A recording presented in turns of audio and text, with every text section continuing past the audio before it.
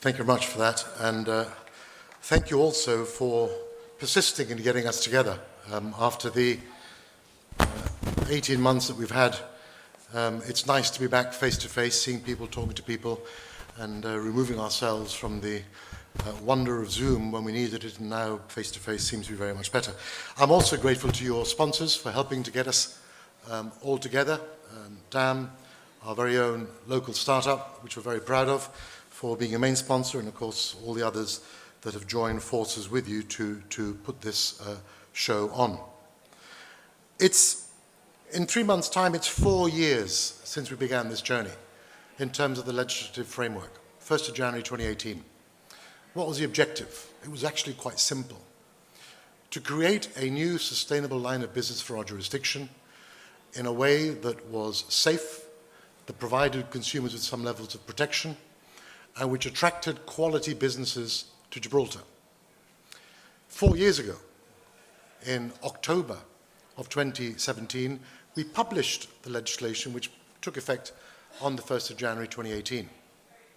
And when we did that, I honestly couldn't have hoped for more than what we've been able to achieve by attracting a real group of quality businesses to Gibraltar to have their businesses run from here and to set up an ecosystem with professionals, with knowledge, with expertise, with firms in every sphere of this industry up and running by this time.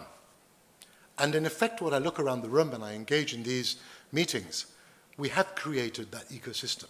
We now have expertise in Gibraltar in all of the different areas and facets that the DLT sector brings. There's a lot more to do, of course there is. There's a lot more we can learn, of course there is. But when I look around and I see what other jurisdictions are doing today, it tells me that we did the right thing in a way that was robust and provided consumer confidence. All over the world, there are countries now grappling with how to regulate this sector, how they should do it, how they can do it. I've always said from day one that if somebody does something which we can learn from and improve our own regulatory framework, we will. I'm not embarrassed to say or to do that. Why? Because our aspiration here is to have the best legal framework in the world in respect to this industry, to give you the legal certainty, to give you the government support, to give you the regulatory support with people within the regulator that know what they're talking about. And that hasn't changed. On the contrary, it's got stronger. Why? Because you have shown us faith in our own system, and we are now treat you very much as our own stakeholders in seeking to further develop the work that we're doing. And yes, there is more to be done. We are putting the finishing touches on the 10th core principle, market integrity. It's critical that we are able to provide some comfort against people seeking to abuse and manipulate the systems. And so that principle is, I am told, with the finishing touches being put on it by the regulator and the working group, and I expect that we'll be able to publish that within the next 30 days.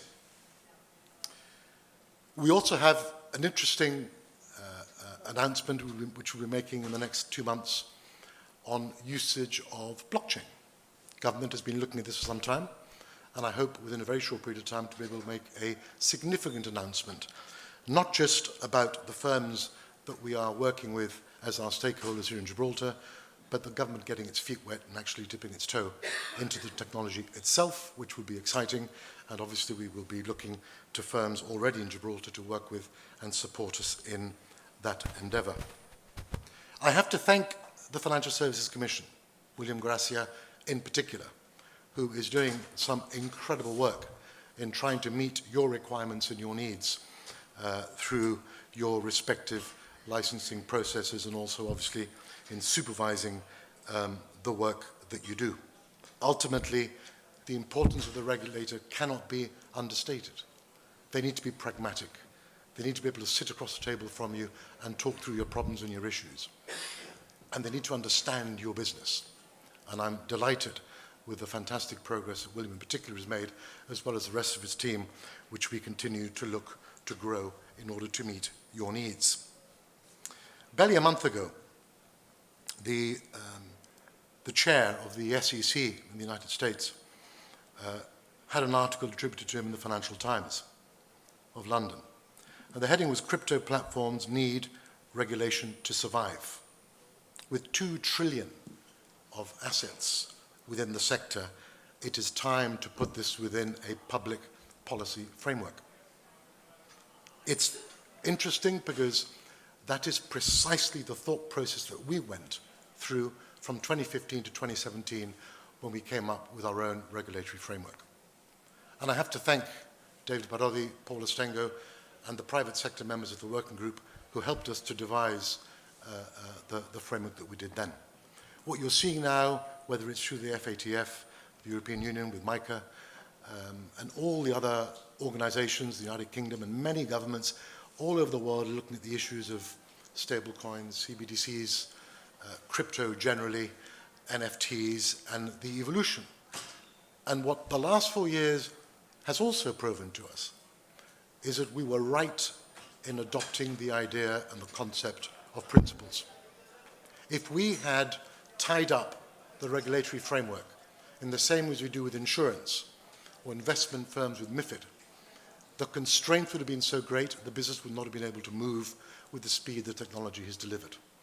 And so I believe we were right to adopt those principles, and we are right to continue to work with those principles by the introduction of the 10th principle on market manipulation, the refreshing of our guidance notes, and many of the other things that we're in discussions with many of you on, how we can further develop and keep at the forefront of this industry in a safe way with quality businesses coming to Gibraltar. So I'll close by saying this. I hope you have a fantastic couple of days in conference and have some time to have some fun too. It's a real pleasure in particular to welcome all of those of you who have come from abroad, probably one of the first travels since the COVID pandemic began to become under some sort of control.